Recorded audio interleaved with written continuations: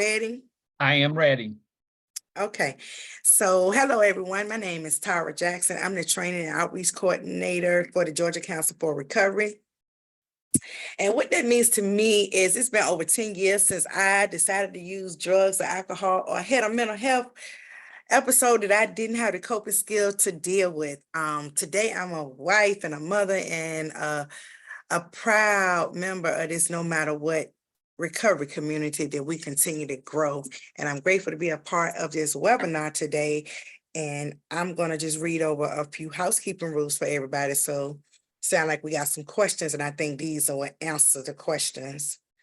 Before I go any further, I'll pass it over to Reggie so he can introduce himself.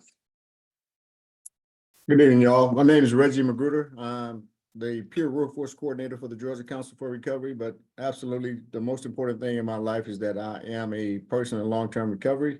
What that means for me is that it's been over 3 years since I've felt the need to put anything into my mind or into my body to alter my reality. Recovery has done wonderful, wonderful things for me. Some of the things really quickly that it's done is that it's made me dependable, it's made me accountable, it's made me reliable. You can actually believe what I say now. There was a time in my life where you could not believe anything that came out of my mouth. Recovery has allowed me to discover a couple of abilities that I had and didn't know. I now have availability. I'm available to people who need me. I have accountability. I'm accountable for my actions and for my words. So recovery has been really, really, really wonderful for me. I want to welcome everybody to this webinar. It's going to be very informative. I'm looking forward to learning from this wonderful panel that we have myself. So thanks for being here, guys. Okay, y'all. So we'll go with a few housekeeping rules, and we'll start with those who stay for the entirety will earn 1.5 CEUs.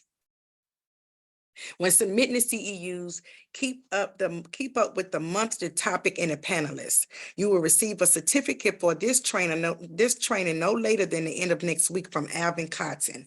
Thanks for getting an early start on getting your CEUs. And please make sure that your Zoom name matches your real name so that we can so you get credit for being here. We are asking you remain muted throughout the entirety of the presentation unless called on, but you can put your questions in the chat and we will try our best to answer all questions. I may mute you if I see you're unmuted. No vaping on the screen. And again, this will be an interactive webinar, so there will be plenty of opportunities to share your experience. I will do a poll first, and then I will pass it over to Bill. So let me get the poll up.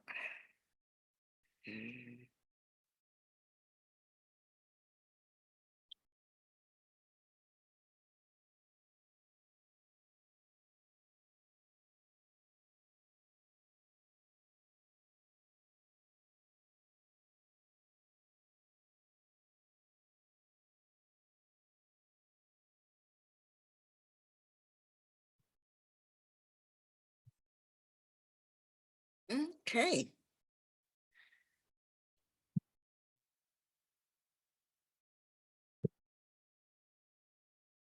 All right, so. Nice. It looks like everybody's answered. Yeah, it looks like it. That's what I was thinking. You can see it, George? I can. Okay. All right. So everybody got that in, and we'll have that at the end, George. Okay. 100% answered. Okay. So we'll end that poll, and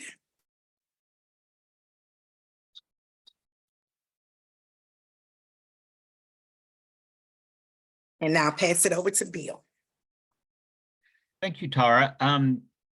My name is Bill, and I am a person in long-term recovery, dual recovery, and I have not had the need to change the way I think or feel in 8 years. Today, I own my own home. I have a car payment. I have a good credit rating, and my company trusts me to have a company credit card. Today, I base my recovery on faith, integrity, and trust. Recovery has changed my life, and becoming a CPS in mental health has taught me how to grow and share my life with those around me. Today, we have as part of Georgia Mental Health Consumer Network, we have Heather James. She is our Chief Trainer and Development Officer. We have Lindsay Sizemore. She is our Forensic Peer Mentor Training Project Director. And we also have George Brutt, who is training and consultant. And with that, I will turn it over to Lindsay. Hey, everybody. Good evening. Really excited to be here with you all and to talk about this amazing program that's changing lives every day. But first off, my name is Lindsay Sizemore, and I'm a woman in long-term recovery too. And what that means to me is it's been over 11 years since I needed to change the way that I feel using any mind-altering substance. It is through my experience with mental health and substance use, homelessness, my mother dying by suicide, as well as the years spent in the criminal justice system that I now offer valuable contributions to my community by simply sharing my perspective and being evidence that recovery is real. The connection to recovery and the empowerment that I found through the Forensic Peer Mentor program began to interrupt the story that I was telling myself. It was when I realized that I was not alone that I began to create a new vision for my life. And that vision was much greater than my circumstances. Having consistent support, being talked to like a human, and being taught how to focus on what's right began to change the person, allowed me to focus on the person I was becoming, not the person who I used to be. I went from walking around and never being able to communicate my feelings to sharing my whole heart with random strangers. I went from feeling like I had no voice to standing on the state capitol steps, delivering a speech to hundreds of people. I went from walking in and out of prison and having that door shut behind me for years to now walking in and out of prisons all over the state of Georgia on purpose. I went from wearing orange every day to now waking up and wearing whatever I want.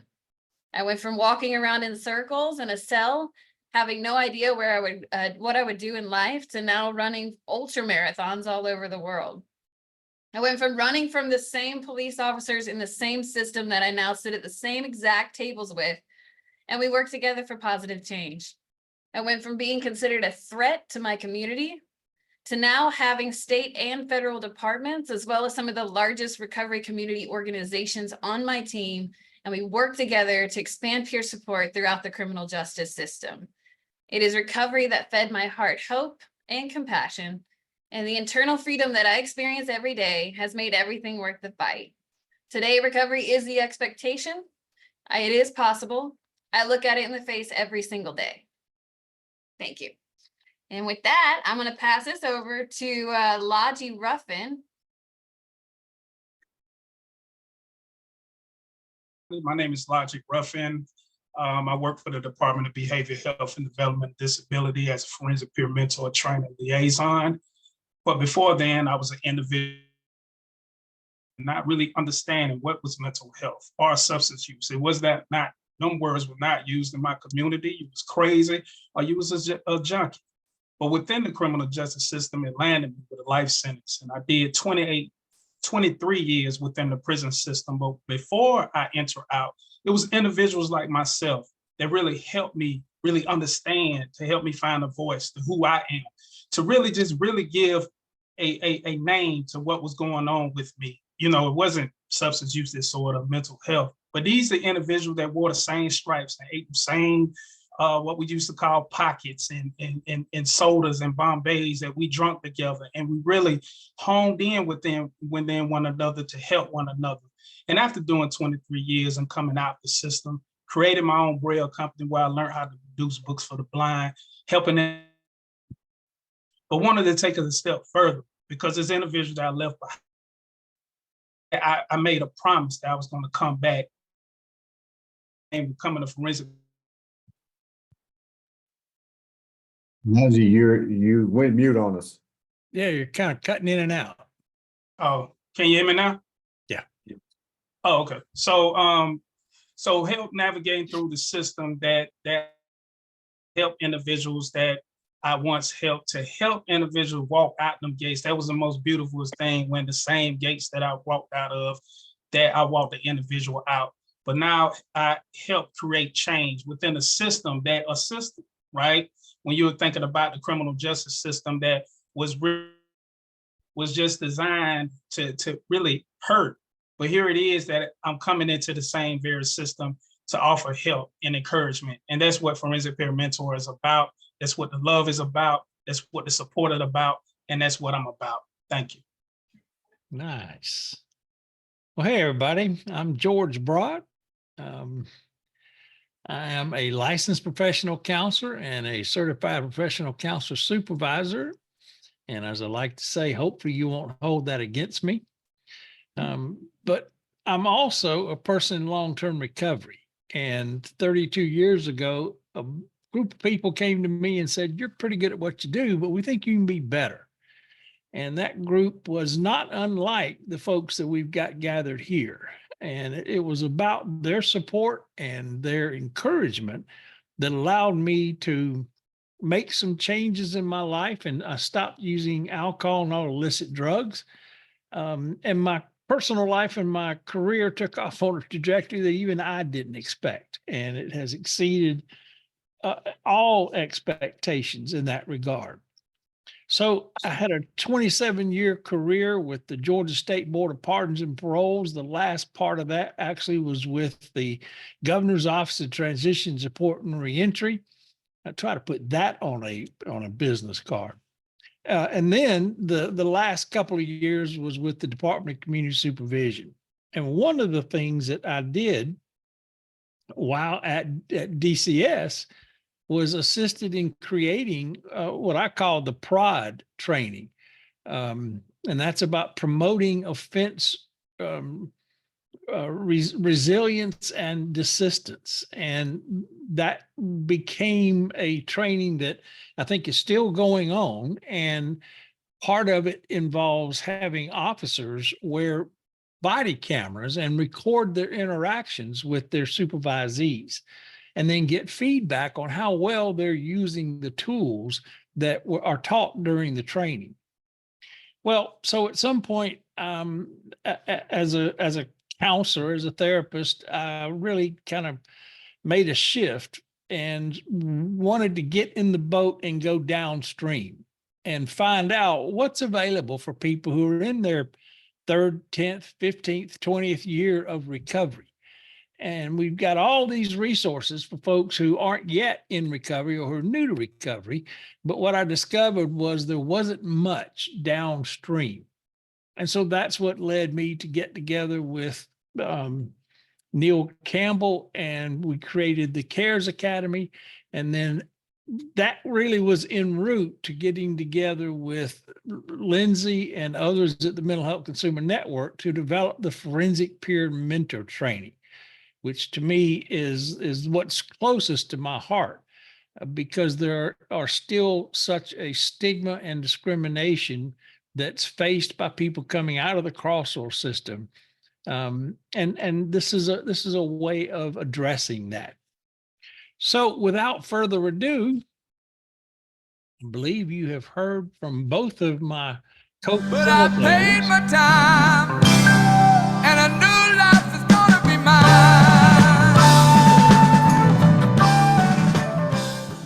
And we're going to come back to this in a little bit, but I hope you heard the stories of hope and resilience in how both Lindsay and Logie talked about the transformation that their identity has been through. And I just want to highlight that at this point, because it really is a vital element of what we're going to talk about in this next hour and a half or so. So, Lindsay, you want to take it away? Yes, I will. Thank you, George. So a little history, we won't spend too much time on this. So I've worked for the Georgia Mental Health Consumer Network for going on 9 years now. A cool thing that I get to bring to this forensic program is I'm actually a product of this program. And as I started working, as soon as I got out of prison and I started working with the Georgia Mental Health Consumer Network, first I was working with the Respect Institute, and we were lifting up lived experience. And I noticed that we were trying to expand this thing called the Forensic Peer Mentor Program, which at the time was a pilot program. It was a pilot program when I was still in handcuffs and an orange jumpsuit. And seeing how important having a forensic peer mentor was in my personal life, I recognized the value from the beginning, and the fact that I was able to have the opportunity to work closely to this organization, allowed me to be a part of this federal grant that we applied for with SAMHSA, which is our Substance Abuse Mental Health Service Administration, which is our federal department. We applied for a grant and we were awarded this grant. Now, the reason we went for it is because trainings cost money, and we were not in a place where we could have our own forensic training. We were getting a training from Pennsylvania. They were coming down not nearly enough, and they were expensive, right? And so we wanted to see about having a grant, and we used this grant once we were awarded it to develop a Georgia specific training. That way we could construct something that could now happen, and we could have it as much as we could have it. We basically we tripled in the first 3 years the amount of trainings that we were able to first do from Pennsylvania to what we were able to do in the first 3 years. So it was very, very exciting. We got together, and we'll go into, what we did as far as the development, but I don't want to spend too much of our time tonight talking about the whole development of it. However, if anyone has questions about that specifically, more than happy to address that. But 2018 is when we got this grant. This is when it kind of started lifting up off of the ground. Go to the next slide for me, George. All right, Logi, talk about our allies. So, when you're talking about creating a program like this, the forensic peer mentors, when you trying to get the buy-in, right, it's going to take a lot of collaboration, right? And one thing that was collaborated through our department, DBHDD, Department of Community Supervision, Department of Corrections, and Georgia Mental Health Consumer Network. If you ever just think about this with this collaboration, you're talking about 2015 when the birth of the Forensic Peer Mentor Project was there. Now about that 9 years, and we still have these particular partners as well. And, in addition of as we growing, I Hope Inc. as well. So next slide. Okay, so what on earth is a forensic peer mentor? So a forensic peer mentor is a person who is living with mental behavioral health and or substance use diagnoses, who also has the lived experience in the justice system, or carceral system, as we like to say. We operate from a perspective that everyone has the capacity to recover and to live successfully and in a meaningful and purposeful way in the community that they choose. This is some of you guys have talked to me. This is the requirements to even apply for this upcoming training that I'm going to talk about that's happening soon. And so this is an advanced training from the peer specialist training that you've gone through. And the advanced piece of this is that you also have that lived experience inside the justice system. So this could be jail, this could be prison, this could be years under supervision, this could be diversion programs. So next slide. So can we go ahead and launch, I think it's poll number 3 that asks about the qualifications?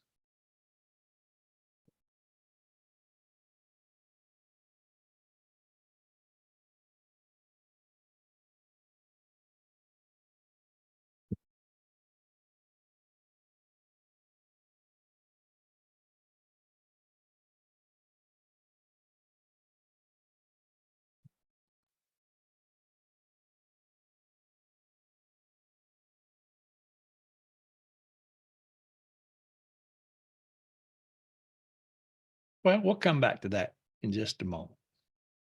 All right, Logic's going to talk a little bit about the responsibilities, and I'm going to piggyback a little bit after him. Go ahead, Logic. So when we think about just the responsibilities, right, of the forensic peer mentor, right, the first thing that kind of just stick out, it's individual with their lived experience, right, being, as they say, a walking billboard of, this is possible. Because when you come in an environment that it's not possible, You ain't gonna get no job. You ain't gonna do this. All you hear is you ain't, you can't, you won't. It's gonna be hard. You're just gonna just roll over, just die, bye. But the forensic peer mentor is coming in there from a perspective that you can recover. You can be someone right after being incarcerated, right? And when you look at sharing enough of my story, here it is as an individual that been 23 years within the prison system, but now I work for state government, right? Went from the ward of the state within the state, right? And I only been out going on 8 years. So this ain't something that been developed. And when you look at, you know, this is where I'm in charge of helping technical support and develop more jobs and help other state agencies support. So when you think about the forensic peer mentor, also when you look at linkages, right? When the forensic peer mentor is there to help individuals plan, it ain't our reentry plan, it ain't what we think.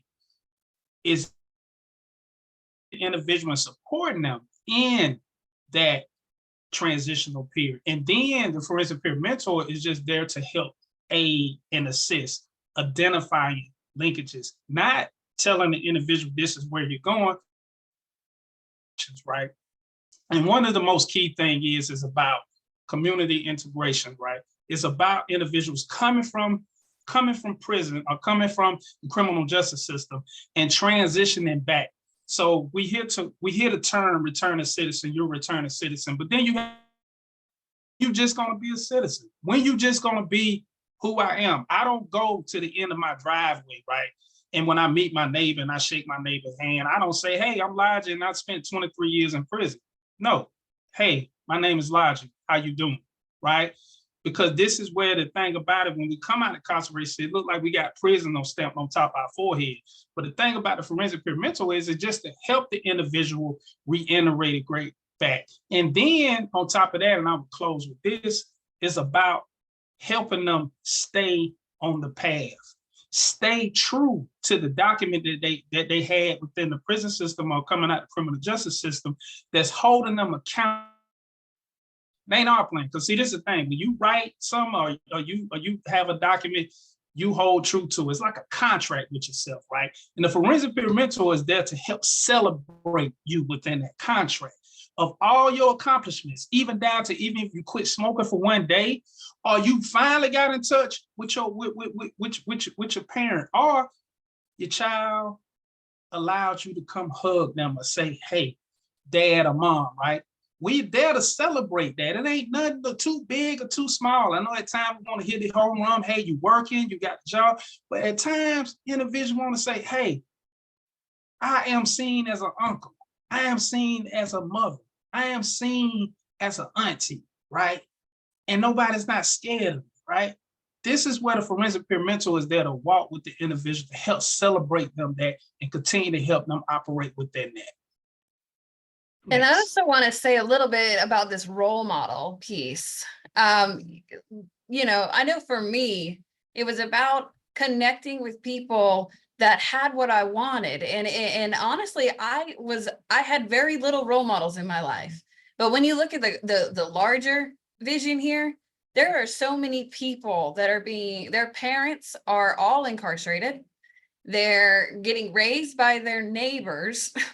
And they have no role models whatsoever. And then they find themselves in this system. And here we are as forensic peer mentors who are in long-term recovery, who are thriving, and we're leaders, and we're able to do things that we never thought we could do. And then we're coming into these places and in between these gaps in people's lives where they have never, most of the time, never met anyone who has ever been where they have been and actually picked themselves back up off the floor and had an awesome comeback. They've never done that before. And so as a forensic peer mentor, we're able to build and cultivate this very, very unique relationship as this role model of recovery, and we're able to help work with them, you know, with problem solving, sharing our lived experience. For me, it was a big overcoming fears, you know, like Lodgy was saying, like I felt like I had this stamp like, oh my God, don't ask me where I spent last week because I've been in prison for years. You know, that was that community reintegration is more than just let me get connected to my community. It's also let me hold my head up. Let me overcome this fear. Let me make this plan. Let me learn how to communicate in this particular setting, because the place that I came from, we communicated a different way. And so we get to help individuals tap into these new versions of themselves, and we get to celebrate them, and we get to address their strengths, hone in on that, and we take their strengths and let the strengths lead in that reentry plan. And so I just wanted to add a little bit more to this slide, just to see a little bit more visually of what it is we get the opportunity to do today. Next slide. Nice. So I want to go ahead and launch this poll. And if you would, use your cursor or your finger if you have a touch screen. And the question is, what does forensic mean? Do you think it's an argumentative exercise, or do you think it's the application of scientific methods and techniques to fundamentally just investigate or detect crime related to courts of law? Or maybe you think it's both of those, or maybe you think it's neither of the above. Give you a few more seconds. Well, only got about 65% so far, 67. We're getting there. Almost up there. Now we hit the magic 80%. Good. Glad y'all aren't asleep. Got 100. And we'll give you 5, 4, 3, 2, 1. Our survey says. So it looks like we've got about 3% say it's an argumentative exercise, 44% say it's the application of scientific methods and techniques, 24% say it's A and B, and 29% say none of the above. And actually, the correct answer is B. So the emphasis here is we're not just talking about what we think might work. This whole program is modeled around what the research says does work. And that's really the point I wanted to make with this poll.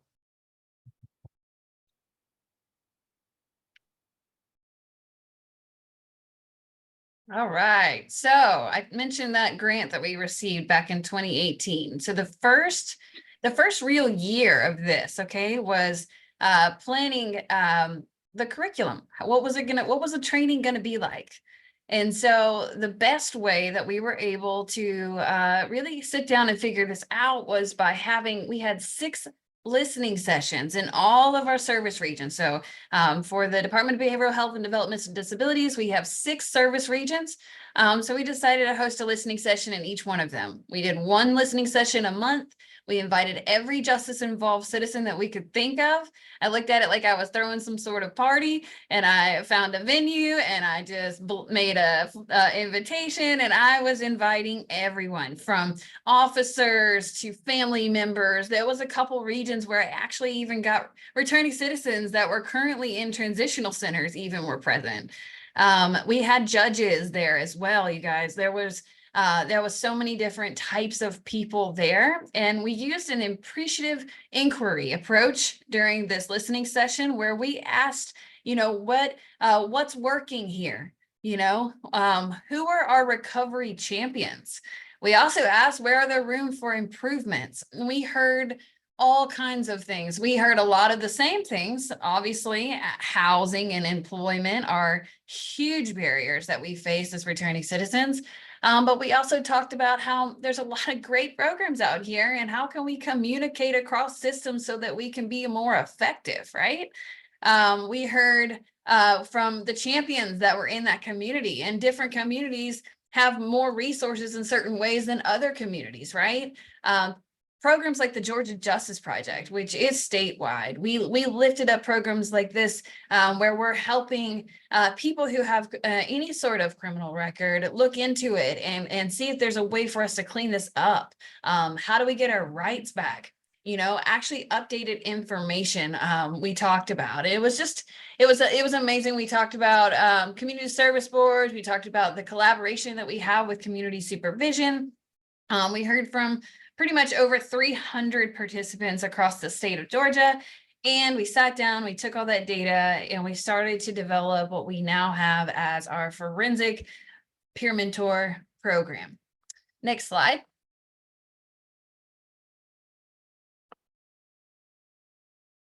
So the basic model that we're promoting here focuses on what might be described as the ecosystem. And the traditional approach to behavioral health and other challenges, particularly within the medical profession and its associated allies, is to say, well, the problem is in you. You're where the problem is, and you're what needs to be fixed. And that's just half of the formula. As you can see at the top, B equals P times E is referring to the fact that behavior is always a function of the interaction between people and their environments. And so if all you do is point at the person and say, that's where the problem is, you're missing half of what it takes in order to really have a positive impact. And so the Forensic Peer Mentor program is about how do we develop people's sense of going from being somebody who gets labeled as an offender to somebody who is actually recognized as being a vital contributor to the health and the safety of our community. And that fundamentally is what crime desistance is about. And it's through the development of what is in the literature referred to as a pro-social identity and people's sense of really belonging to a community that they value and that values them. So this link here will take you to a document that gets further into this. I'm not going to go over all the details here, but I do want to invite you to watch a short video by Fergus McNeil, who's going to talk specifically about what is the role of mentoring and how do we go about developing people's ability to be mentors.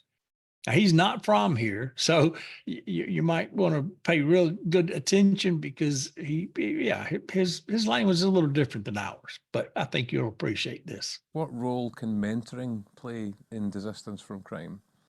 First of all, most desistance researchers now understand that desistance is explained best by looking at the interplay between three sets of factors. So people get older and they become more mature, and there are physical and physiological, psychological changes associated with aging. But, and this is the second strand of theories, those changes are also social in character. So people are differently connected or bonded to social institutions at different points in the life course. Their relationships with work or employment, marriage, training, civil society more broadly, those relationships shift over the course of one's life, and that affects your behavior, your associations, and this is the third strand, also affects your identity. So how do you see yourself? How do you label yourself? How are you labeled by others, and with what consequences and effects? So these three sets of factors, age and maturation, social ties, and individual identities or narratives, interconnect to influence the extent to which individuals are involved with offending behaviour, move away from offending behaviour, and move into social integration.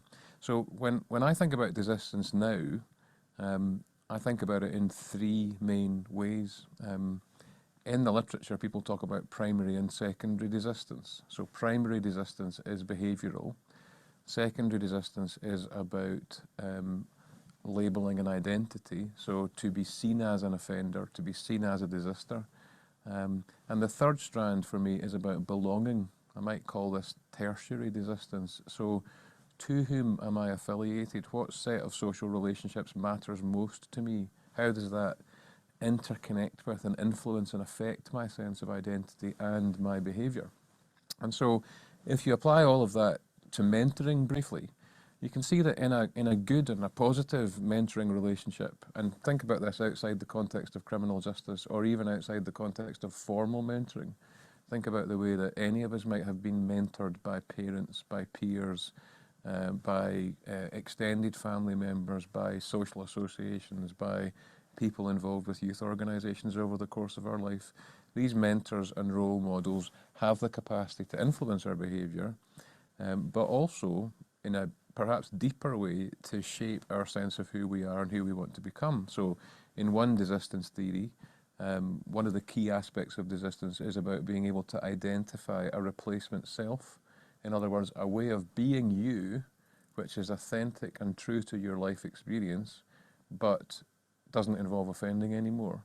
And you can see how a mentor of a certain sort might help an individual imagine a replacement self, a more positive way of being who they are, while still being authentic to where they're from, what matters to them, and how they see themselves.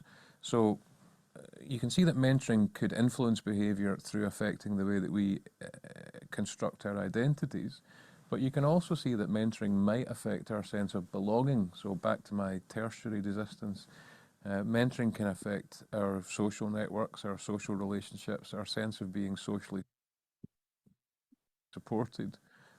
To borrow another bit of jargon, mentoring might help us develop bridging social capital or connections into new opportunities through different networks that mentoring enables us to activate. So lots of potential connections, but a lot depends on the quality and character of the mentoring. And in fact, a lot depends on the quality and character of the mentor in question. So come off and mute, or if you want to just type it into chat. Who have been your primary mentors over the course of your lifetime?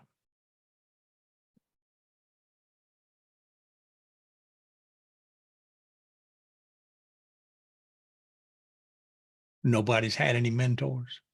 I don't believe that. Hi, my name's Wendy. I really haven't had any mentors, but I was in DeKalb County Jail in a 6-month treatment program there with a man named Mr. Henderson, and several times actually with him. And I'm so thankful for him because he actually gave me some insight. He was one of the first men I began to trust again. Sounds kind of crazy, but believe it or not, so a lot of trauma has happened over the years, from a very young age. And Sure. he actually started helping, taking the time to actually find out what was wrong with me. It's reached out to me to start putting me back together. I'm so thankful for that. Thank you, Wendy. George Abdul says, my grandma. Oh, Abdul, that's interesting. Anything stand out about the primary message she suggested to you about the best way to live a good life? Yeah, she said, what constitutes a good person is just upstanding conduct.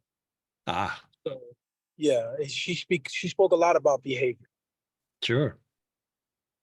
And Bruce said his sponsor. Hmm. And I'm guessing that's a 12-step group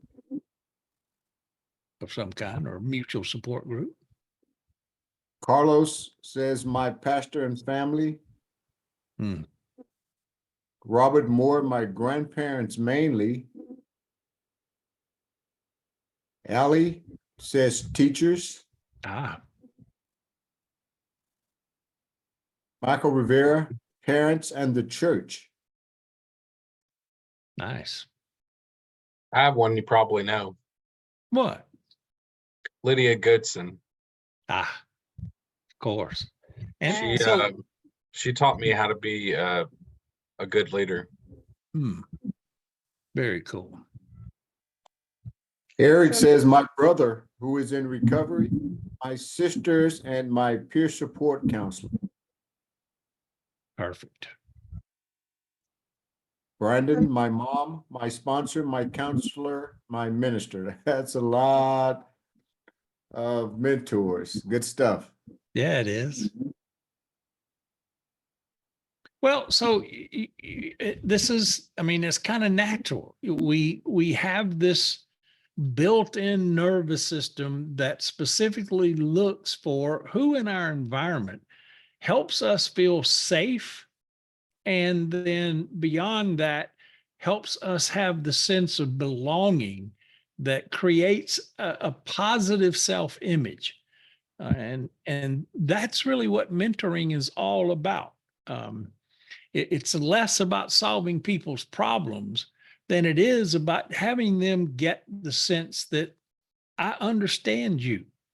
And you know, I often hear people say, well, what I like to do is meet people where they're at and walk in their shoes. Well, no, not exactly. It's more about, can you explain from that person's worldview, from their perspective, what has happened and where are they looking to go? What are their next steps?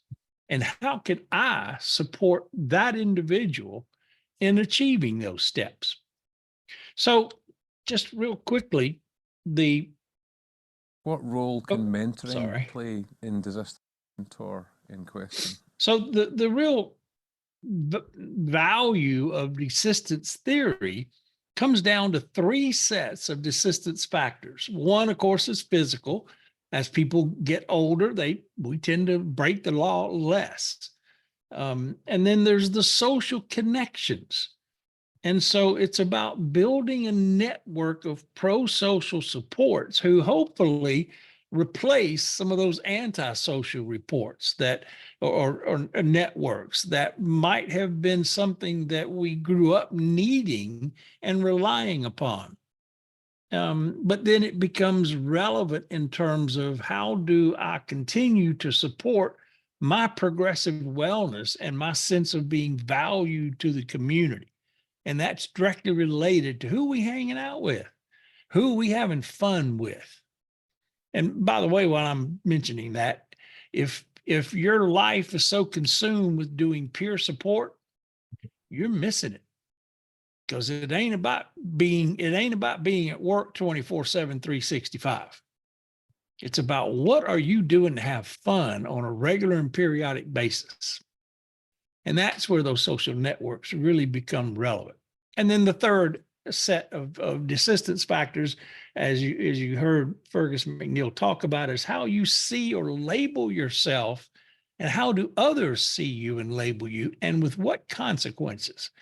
So is there any term that could be used to describe a human being that's more offensive than offender? I mean, it's built right into the word. I don't think there is. But one of the things that we really emphasized in Georgia, back when I was with the Governor's Office of Transition Support and Reentry, was relabeling folks based upon where we see them headed, not where they've been. And that's where the term returning citizen came from, because it's about how people are able to rebuild themselves with that pro-social focus, with pro-social networks, so that they are making positive contributions to their community. And so I'm not going to go through all these 4 forms of simultaneous rehabilitation, but I do want to point out that it's so much more than just the person making changes internally. And it's particularly important, I think, that we recognize there is a moral requirement that the state and the community owe as a retributive debt at some point to end punishment. Yeah, I'll say it again. It's important that we at some point end punishment and replace that with behaviors that are pro-social and that are recognized as making valuable contributions to our community. Any other comments, Lindsay or Logie, about the crime desistance model?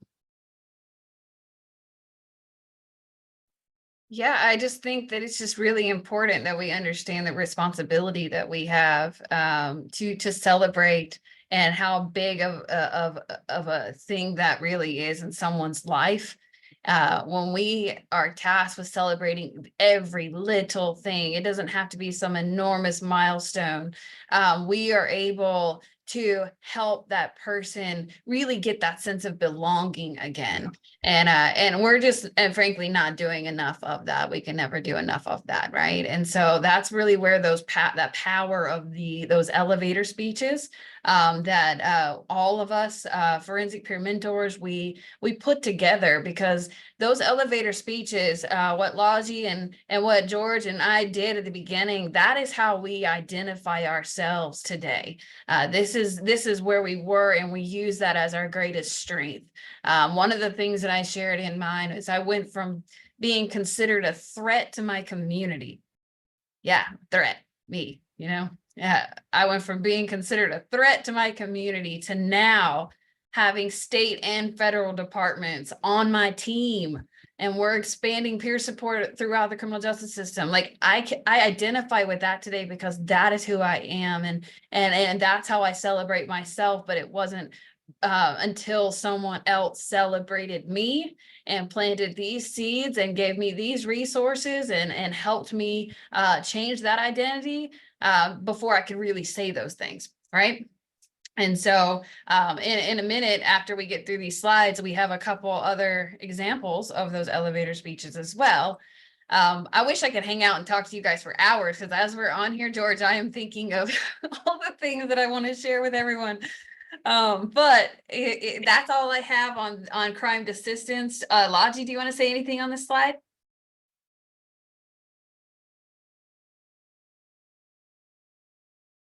Best, that, it's just important. But, the most important part, as forensic peer mentors, is just hit from an individual and celebrating that light bulb, right? Because ain't so much of us. It just, it's them, and helping, supporting them in their recovery and their rise, and them just being who they are and supporting them, right? And that's the most beautiful thing is about it. Like, we don't change nobody. We just there to support them. That's all a forensic peer mentor is. Nice. Awesome. Okay. So let's talk about this training. So some of you guys may even be on here because you are excited, and I see some familiar names already. I've seen applications come through my inbox.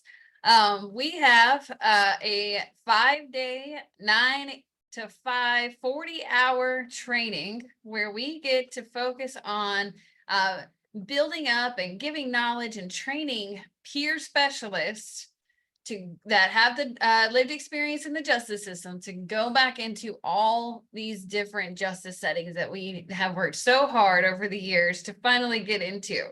The cool thing about the training is every day of the training, we have facilitators come in. And these facilitators are like for instance, the State Board of Pardon and Paroles comes in on day one. This is literally the director of clemency and her team that come in. This isn't just someone who they just gave the task to. These are like these are the leaders, you guys. And so it's really, really empowering to have this leadership and these voices at the table in each of our trainings. We want to make sure that we prepare every forensic peer mentor to understand what to expect, to understand the lay of the land. We have the Pardon and Parole Board come in the beginning of the week. We have Department of Corrections that comes in. We have people from the state offices of Department of Corrections all the way down to actual wardens sitting next to current forensic peer mentors who are zooming in from prison. They're zooming in from their prison office where they have a badge and they have their computers and they have a desk. You guys, this is amazing. There was a time, and I'm fortunate to have experienced this, when we weren't in all of these places and we didn't have the relationships with the staff that we now have. And so we get to learn from all these different platforms. We get to have dialogues and conversations. We hear from the Department of Behavioral Health and Developmental Disabilities and their major role in the work that we do. We get to hear from the Department of Community Supervision. yes, we started in the prisons, but I am, I can personally say this from my own experience. I know without a shadow of a doubt that this forensic peer mentor magic that we're talking about really, really comes to life once you're in the community, because that's when it's really real. When you get released from prison or jail and you're in the community, having that added support in your life is literally crucial. And so Department of Community Supervision is fortunate enough to have forensic peer mentors working in day reporting centers. We have people that are working in hospitals and the accountability courts. And so today we're able to really, really advocate, and we're able to talk to judges, officers, and it's changing the course of people's lives. And I mean, I can go on and on and on about the passion that it is that we're doing, but I'll go back to the training. On Friday, we have a beautiful commencement where each forensic peer mentor has worked all week long on their elevator speeches. The way that we introduced ourselves, again, those elevator speeches, these are kind of different. If you've been through the CARES Academy and the CPS training, this is a different elevator speech that everybody works on. And you'll notice everything that we shared had to do with us being a returning citizen, because we have found when we are armed with our elevator speeches, we're able to connect faster with the people that we are trying to connect with. And we're able to see doors open that were always closed at one point. And so these elevator speeches are lifting up, our role and who we are, that crime assistance piece that we were just talking about. But we record these. This is a big celebrating moment. And I am excited to have a couple examples. Can we do this now, George, or do we have to wait? Sure. No, we can go ahead and do it. Okay, so Evan Brown, can you come off mute? Let me see. have a Okay, couple- can y'all hear me? Yes, go Yes, ahead. yay. We got some I mean, surprises for you guys. let me know. I've got to pull the speech up on the other screen. So if you lose me or you can't hear me or something, just holler at me. Let me know. Okay. Okay, go for it. All right. Okay, so my name is Evan Carl Brown. I'm a duly diagnosed person in long-term recovery for mental health challenges and substance use disorder. And that is the wrong elevator speech. See, she told you we write different ones. Okay, my bad. Here we go. Look, my name is Evan Brown. I am a forensic peer mentor. And what this means is that I have the lived experience as a returning citizen from a period of incarceration to support others with overcoming the challenges that they may face in coming back to the community of their choice. And yes, we do have the right to choose. But this goes far beyond just safe housing and assistance with keeping important appointments. As an FPM, we serve our peers with a unique level of empathy and compassion. I can remember the first night of my over 5 years incarcerated. I can remember the feeling of hopelessness and chaos, along with the fears of not only being thrown into a new world where my name became a number, but also the anxieties of coming back to the freedoms that I once took for granted. I remember my crazy dreadlocked hair burning up clippers as they forcefully shaved my head, and one by one, they cut away pieces of not just my hair, but a distinct part of what made me me. Now, these locks represent a decade of living on this side of the razor wire. I remember that yard, as we called it. It was just dirt and concrete. It was not the luscious manicured lawn that I look forward to maintaining today. The only stars that we got to see were on the TV screens and stale air that reeked of body odor and cleaning chemicals. And I'll never forget that smell. But today, I'm blessed to assist peers in the transition to freedom. Fresh, open air where hope and possibilities are like stars in the sky. It's endless. I watched a man die for lack of healthcare, but today, I freely walk in clinics that can tend to my ailments in a timely manner. I remember the anxiety of meeting my goddaughter for the first time and the guilt of missing her being born. I remember the shame of not being there for the best man when my older brother got married.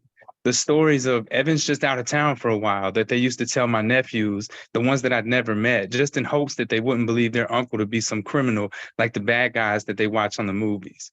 As an FPM, our organization understands the hurdles, the hardships, the trauma, and the stigma that returning citizens face.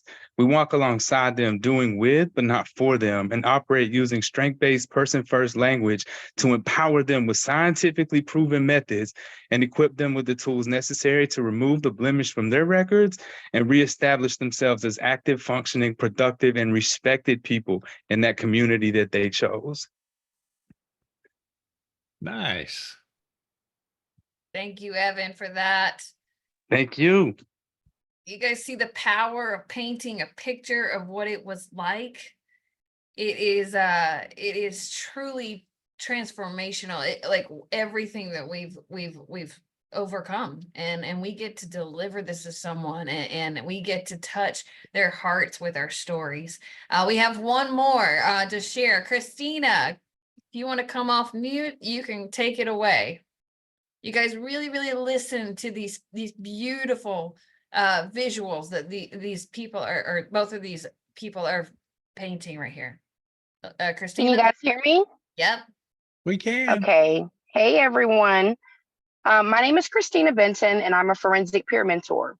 I support returning citizens all over the state of Georgia, and I assist them in navigating the criminal justice system. The clinking of chains and the heavy footsteps of guards were a constant reminder of the freedom that I had lost. I'm sorry, I lost my place, guys. From the freedom that I had lost.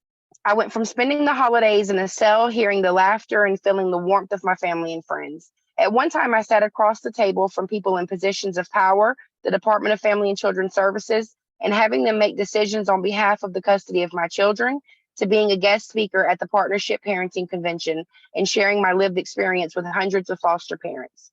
At one time, silence was my companion. I couldn't speak up for myself. I didn't have a voice. It wasn't until I met up with a forensic peer mentor at the prison that I was at, who shared with me her story and planted seeds of hope within me, that the things began to change in my life. The transformation from despair to hope isn't an easy one, but it is possible. My own story is a testament to that. In everyone I support, I see not just where they have been, but the potential of where they can go. I stand not just for an individual reclaiming her life, but as a beacon of hope for others entangled in the throes of the criminal justice system. As a mentor, I support others through the complexities of reintegration and recovery, offering a listening ear, a guided hand, and a shoulder to lean on. My mission is to act as a bridge between individuals in the criminal justice system and various support services, including mental health and substance use, helping them to rebuild their lives, reconnecting with family, and becoming contributing members of their communities. Thank you. We do recover. Nice. Thank you, Christina.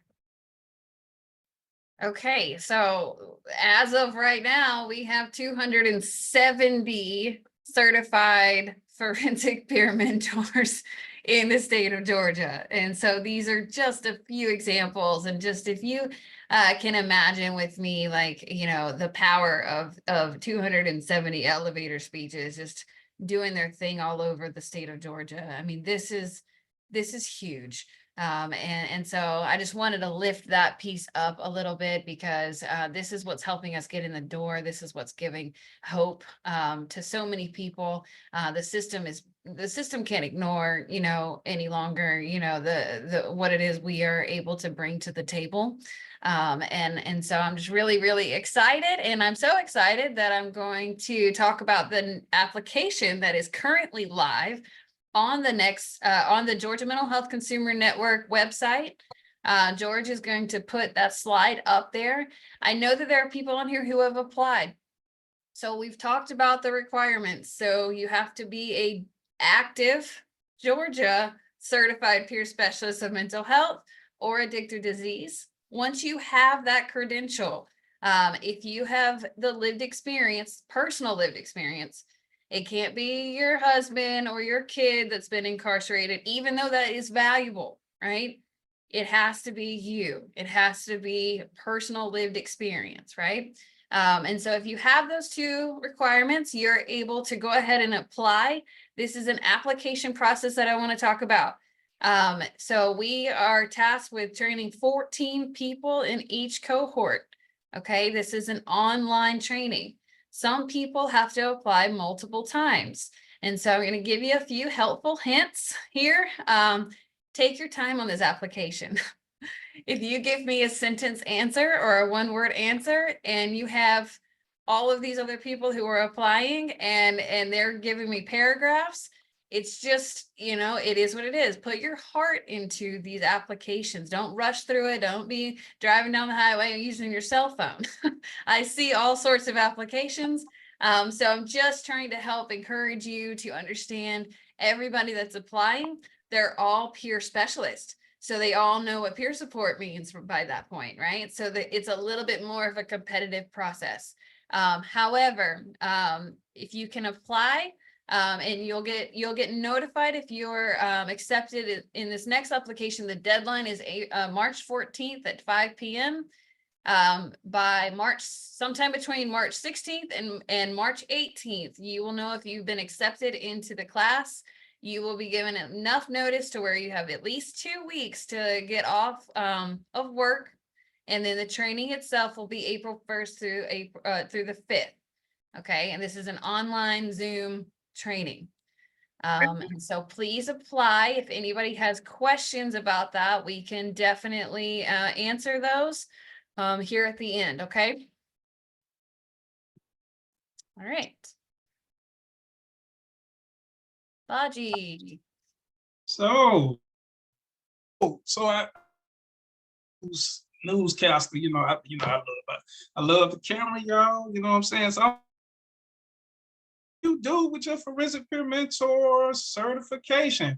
Where the forensic peer mentors at? Where they at? I mean, where they at? Right? So starting with, you have to think about the great expansion, right? We are exploding. We've been alluding to a lot of, just puts some facts to theory, right? So just think about the investment with the state, right? So when you look at my position, right, forensic peer mentor training liaison, and I work for the Department of Behavioral Health and Developmental Disability at the Office of Adult Mental Health, right?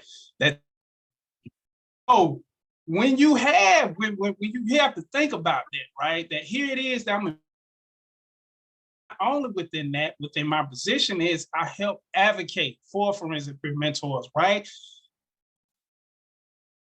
Everywhere where we can apply hope or anything, this is where we at. So just think about this, right? The positions. When I became forensic peer mentor in 2018, I was working with Georgia Mental Health Consumer Network at the time. We were number in 3 prisons at Lee Arundel, Columbus, and Phillips. 2024, we are in 28 prisons funded by my department, right? We are in accountability course. We have funded 10 accountability course, right? We are taking with my initiative for a year, right? And now we have 5 pilot sites where we have forensic peer mentors in the county jails, right? About the kids, because I was a youth, I was a trouble, are pushing into DJ. Think about this is going to be the first ever where another is funding the forensic peer mentor position, right? And that's fixing to come live. So between 25 and 30, because we want a younger for able to identify with the kids. And guess what? If they do good, right? Because the one good thing that we have on our side, we got data now, right? You talking about 2015, so have to think about it. If you ain't documented, it ain't happening. Pretty much a lot of documentation. The forensic peer mentors, they helped started this from 2015 to currently now. This is why data is very important. Documenting the success, document everything. This is what, when you think about it, happens the way we can explode, right? And then I want to put this into the if, right? Because the gatekeeper with forensic peer mentor, because it was paid out the Office of Adult Mental Health, was that they had to have a mental health diagnosis, right? They have mental health. But now we're having our first dealing with substance use disorder, right? And the crowd goes wild, right? We are expanding. The Office of Addicted Disease has been in the fight, but now we're expanding. And this, right? Think about this, right? The advocacy part. Because we advocated when people say, well, what can I do with my certification, right? The thing about it is you ain't got to wait for the. You can go advocate for yourself. You know what belongs in your community. And we want to celebrate the forensic peer mentors that went into their counties and now they're working and operating as forensic peer mentors. Just think about that, the power of that. And my is help to support them with that. Become a liaison between the state government and the forensic peer mentor. To come do presentations, right? I have been way down South Georgia to way on the top of advocating with this thing, right? And this is what it's about. It's about advocacy. And I would be remiss to say this, that first ever, an individual that was a certified peer specialist, Eric Smart, because I asked him, could I say his name? And he said, yeah, right? That was just as involved. And he wanted to go a deaf individual that cannot hear, right? That he wanted to go back in the criminal justice system and share his story and his support. So we set up at Central State Prison where they house the deaf and hard of hearing individuals. And he was there to help support. And it was the first ever in the state of Georgia. And some people has go far in the first ever in the whole United States. Individual that was deaf came in there to offer support. And that spoke volumes, right? And that's what forensic peer lanes. We're in many lanes. We're many lanes, not only mental health, substance use, but deaf, blind, individuals with intellectual disabilities. We are going in many directions where the criminal justice is involved. And this the forensic peer mentor program. Because I really wanted to go just say that, to just think about, look at this. Zero. Wait a minute. Let me sit down because I really get kind of excited. Listen to me. I can't hear him when his voice goes away. I can't hear it. Yeah, you're still kind of breaking up. I can't break it up. Interpret. Maybe turn off your video and see if that works, Logi, and see if we can just hear you. Okay, that might work. Go ahead, try it again. Okay. So since 2015, you had individuals with zero that was working with a store that came back. No, that's not helping.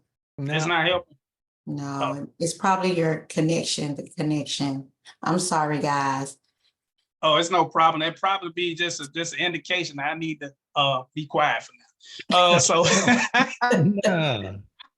Yeah, so yeah, definitely. But I just wanted to really just stress to y'all the importance of forensic peer mentors. We are growing by leaps and bounds, and we are going into a lot of spaces. So this is what you can do with your certification.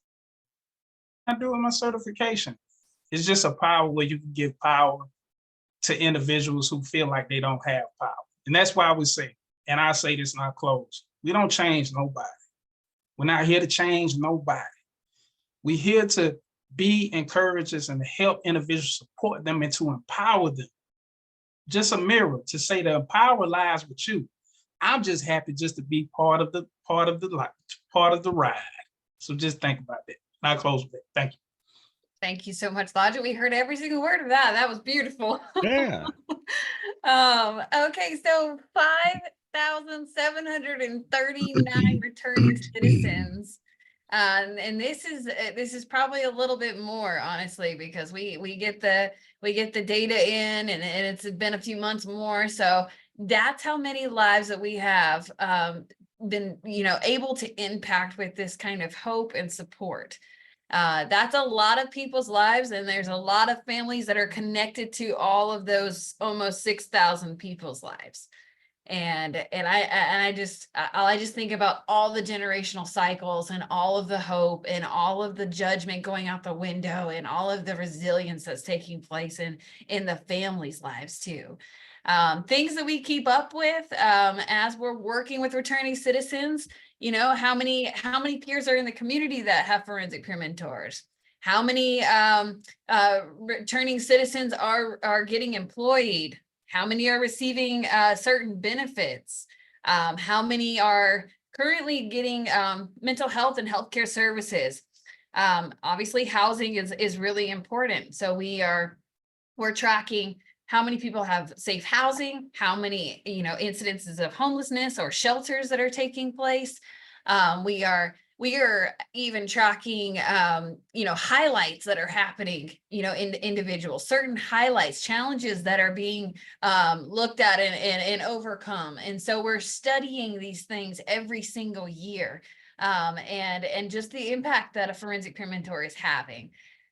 We have some highlights from treatment courts listed in this slide. We don't have to go over all of them, but we are serving hundreds of people in the court systems. It says on here, permanently housed 68%. That's huge. Okay. And so we are celebrating every single one of those graduation ceremonies. You might see Lodgy or myself there. We're planting seeds. This is also how you continue to grow. If we are celebrating, some of these treatment court programs are intense. I am just floored at the things that they have to do in order to even get to the graduation day.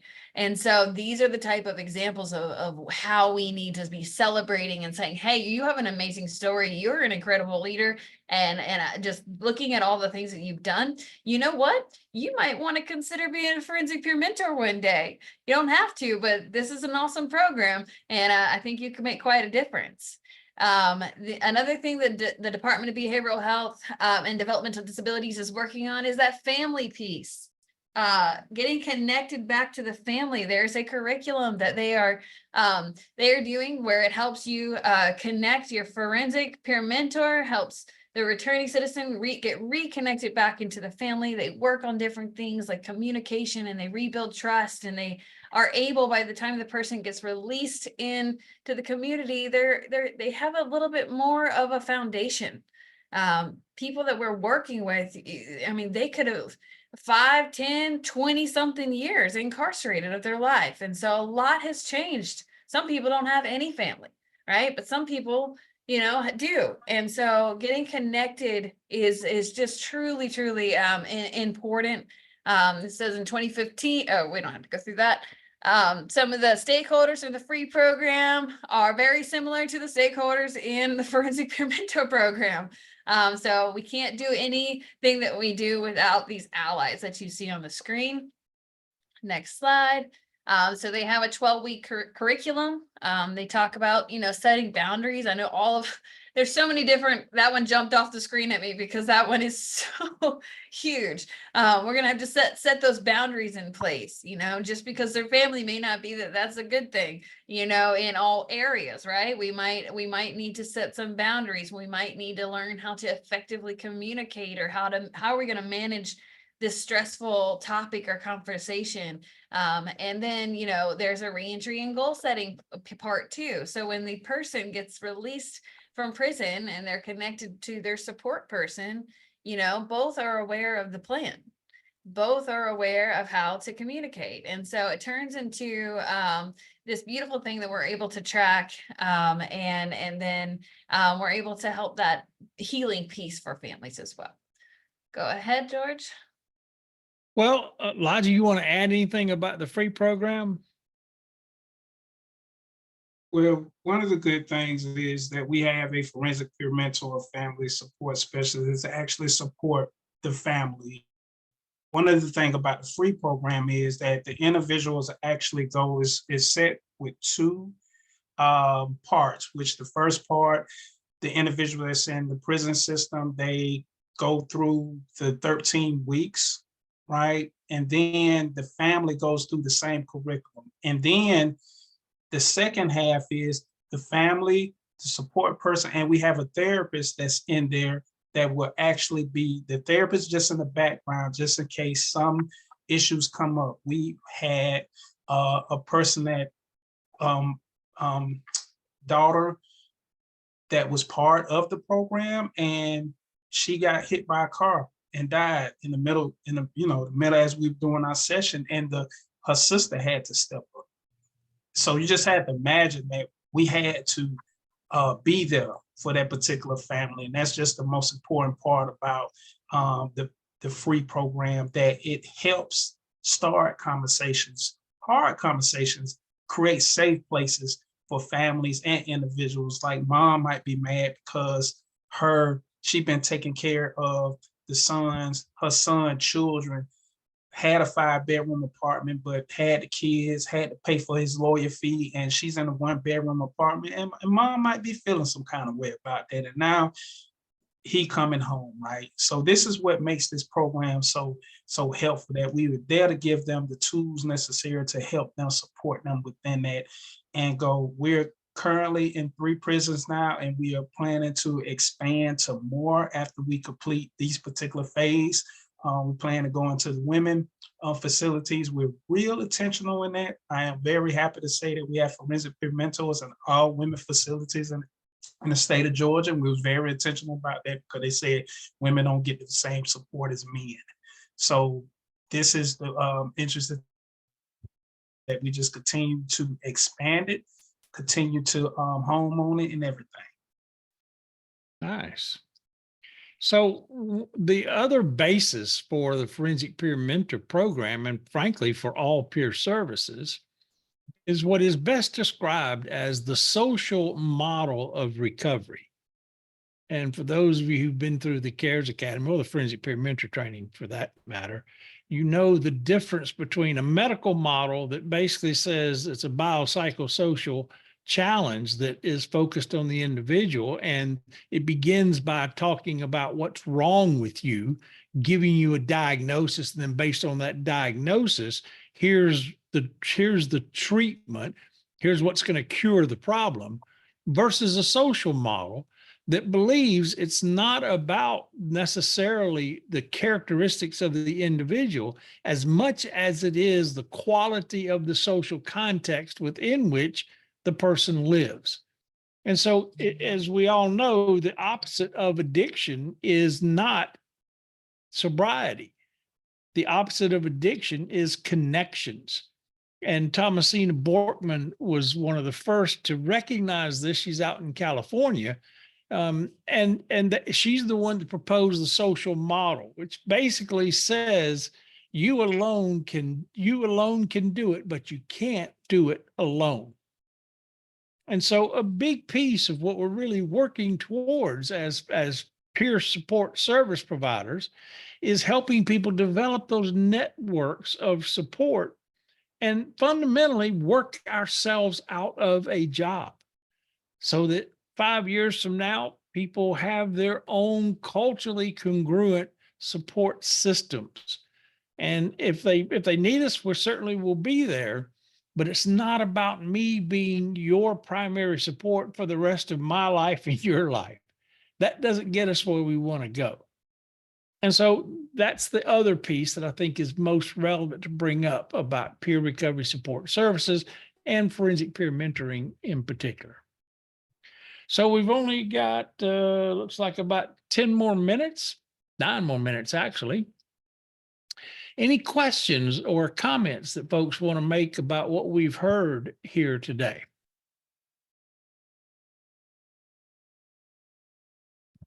I've got some questions from the chat if nobody wants to ask those questions themselves. I have a question, Georgie. Michael Vera here. Yay, Michael. Hey, if you have a CPS mental health, are you still eligible for a forensic? Yes. Thank you. As long as you've got lived experience in the carceral system. That I do. Thank you. You're welcome. We had a couple of questions. How many forensic peer mentor trainings are held each year? Okay, so I can answer that. So we are tasked with 7 forensic peer mentor trainings in Georgia. And so we've had one in January, we'll have one here in, we had one in February and April, and then I think I saw something in the chat as well. It's not the next one after April, this isn't set yet, but I'm thinking it's going to be sometime in June, early June. but that date is not set yet. I encourage everyone to join the newsletter on the Georgia Mental Health Consumer Network website, and stay tuned for updates. The Georgia Council for Recovery will also give updates as soon as we have the upcoming trainings listed. As of right now, there is no fee for this particular training. And we all know how the budgets and everything goes. So as of right now there is no fee, right? And I just see something right now. If you've been to jail, that counts too. It doesn't matter if it's jail or prisons. Don't get hung up on that. It is still lived experience. Okay. Our goal is to be able to use our lived experience to relate to overcoming the barriers that criminal charges place on our lives, overcoming the trauma and the things that take place from being in a system like that. And then, celebrating recovery and new life together on the outside. I'm trying to read these questions. He must be a CPS. Jail or prison? Jail or prison qualifies you. Does marriage qualify you by any chance for that? No? Yeah, not yet. Eric has a question. Okay. Now we've got to highlight him because he's too small for me to see.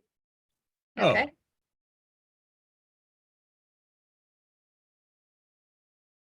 There you go. I can't see him highlighted. Can you see him now? I just did it. Do you see him now? It's still very small. Maybe I have, let me try to pin him. Oh, I don't have a pin. Could you make your screen bigger and move over the, right there where you I see know what you're the, saying. Let me give it a try. yeah, make the presentation smaller and make the videos bigger. Oh, it's a teeny bit bigger. Let's give it a shot. The training. Is it on the web or is it in person? Is it live? Which is it? So as of right now, it is an online virtual training. At the beginning, there was a handful of in-person trainings, but after the pandemic, we have transitioned to virtual trainings. But Barb, you can let Eric know. He has my email. This is He Heather. said, why? I would rather have it in person, please. Barb, you can tell him that he can You tell contact. him. I'll interpret. You tell him. Okay. He has. Who's speaking? This is Heather from GMHCN. Tell him He's to. still talking. He's still talking. Okay, let's go. Heather, H-E-A. Oops, he's not looking. I gotta wait till he looks. Sorry. Okay. Either that or he's frozen. Okay, H-E-A-T-H-E-R is talking now. Go ahead, Heather. He can email me if he decides to go through the training, because we will make any type of accommodations a person needs, like the ADA accommodations. So if he needs to come into the office with a live interpreter, we can make those accommodations for him. Nice. Really? Yes.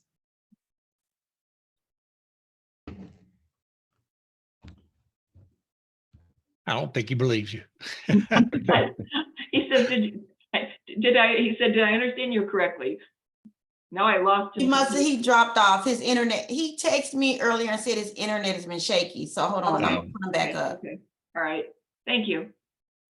There was another question. Do you have to be out in order a certain amount of time in order to qualify? So you just have to have that certified peer specialist credential under your belt. So if you've gone through the CARES, then that means you've been, you have 2 years of long-term recovery. If you have received your certified peer specialist for mental health, that means you've been living in wellness for at least a year. And so people can be on different schedules as far as when or how. You only have to have one of those credentials to move forward. You don't need both. So we get a bunch of CPS ADs and we get a bunch of CPS MHs. And so it just depends on that. And if we could really start getting the peer specialist trainings inside the jails or prisons, that would be awesome too, because then it would be a way for people to get that peer support credential and then move forward to the forensics a little faster. But we're not there exactly yet. And so I will say that my first year of being out of prison and I was in a halfway house, I signed up for the CPS mental health training. A few months later, I signed up for the CARES Academy, and I was able to do both of those in a year. And so I don't know if it's just doable. There's workshops now and I don't know what that noise is. Okay. I don't know what that is. Is that somebody You guys talking? can please mute yourselves. And so it's just a matter of pulling out your calendar and put an alert, pay attention to these trainings are, and there's so many forensic trainings that are happening now. This is very, very doable. And the exciting thing about it is there are so many different positions now available. So this could really, help amplify your career, and you could be working in a prison and you could be doing something you're truly passionate about. All of these things are now possibilities. And we have a lot of positions that we're trying to fill right now. So we would love to have you a part of the team. So I just put in chat a link to the handout so that you can have all these slides, including all the links. I saw somebody a while back wanted to know about the video, and the link to the video is in the PowerPoint slide as well.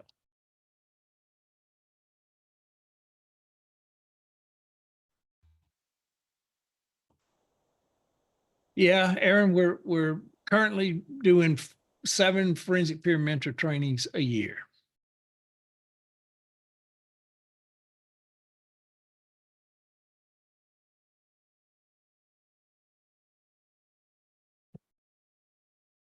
Well, let me just say, I'm gonna put the, also George, real quick. I'm gonna put the link to the application if you are wanting to apply now that you've listened to this webinar.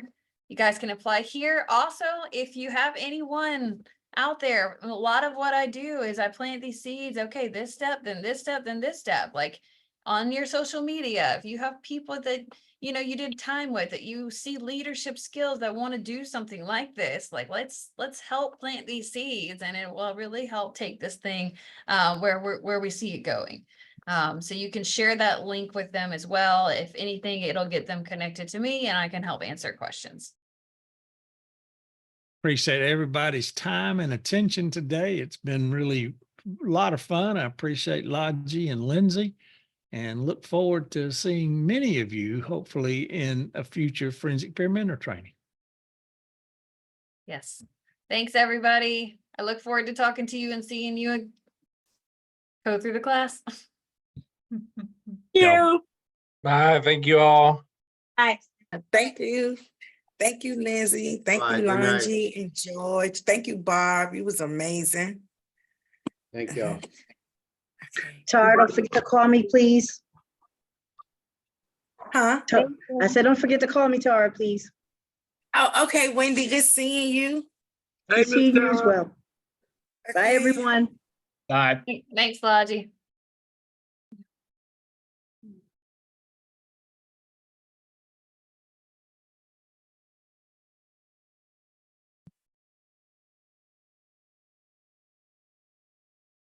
Okay, so I think it was great and everything was good. Laree got on and put the spotlight on, so it kind of like changed the view so Eric could see. I thought I had pinned it, but it was the spotlight. So I appreciate that, and I think that was really helpful for him.